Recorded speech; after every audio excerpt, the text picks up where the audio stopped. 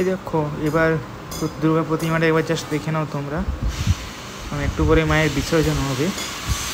আর প্রতিমাটা থাকবে, কিন্তু যে বাড়ি কোলাবো সেটাকে আমরা বিজয়া দশমীর দিনে আমরা ভাসান দেবো। তো তার আগে সিঁদুর খেলা চলছে, আর কিছুক্ষণের মধ্যেই বেরিয়ে যাবে।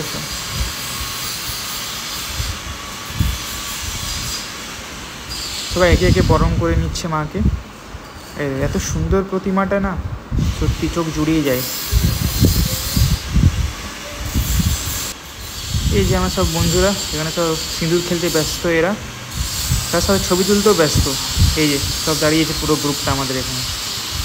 এই যে এবার মাকে নিয়ে যাওয়া হবে পালকিতে করে, রেডি হচ্ছে সবাই, আর 5 মিনিটের মধ্যে আমরা বেরিয়ে পড়বো। তার সাথে এত বৃষ্টি, ভেবেছিলাম কীভাবে যাবো, ভাবেছি না তখন বৃষ্টিটা থেমেছে, তাই যত জলদি পারে আমরা বেরিয়ে যাওয়ার চেষ্টা করছি।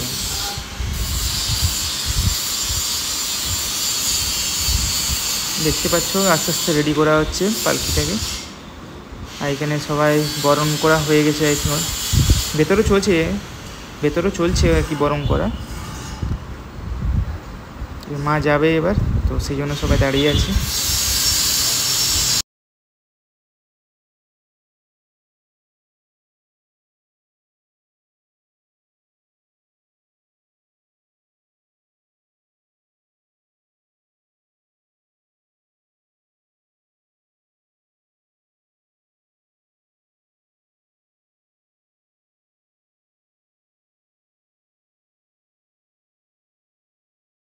আমরা তো পুকুর ঘাটে চলে এসেছি, এই যে লাইন দেখো।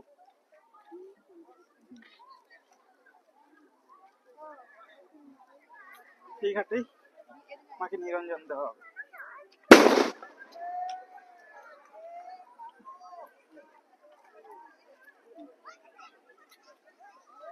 আরো ভিড় হবে, এখনো আরো আসছে।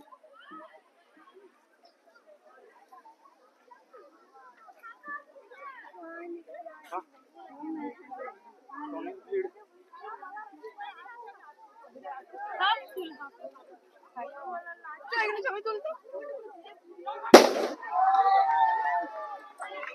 একটা মণ্ডপে হয়ে গেল ক্লাবের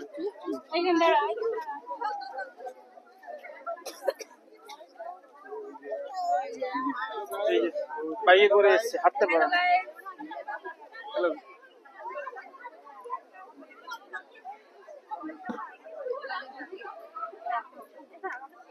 গাইস বলতে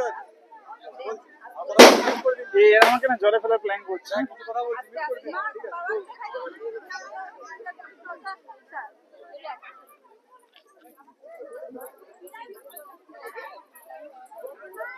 চলো সামনের দিকে এগোনো যাক। এগুলো বুক এই যে একটা আছে অ্যাভেলেবেল, ঠিক আছে। লোকেশন বাঁকুড়ার আশেপাশে।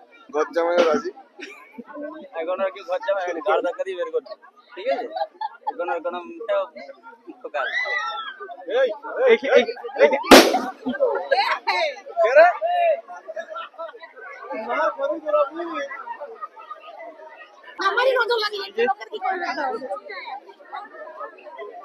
ভিড় বাড়ছে, সমস্যা হবে। তো শুনতে পাবি না।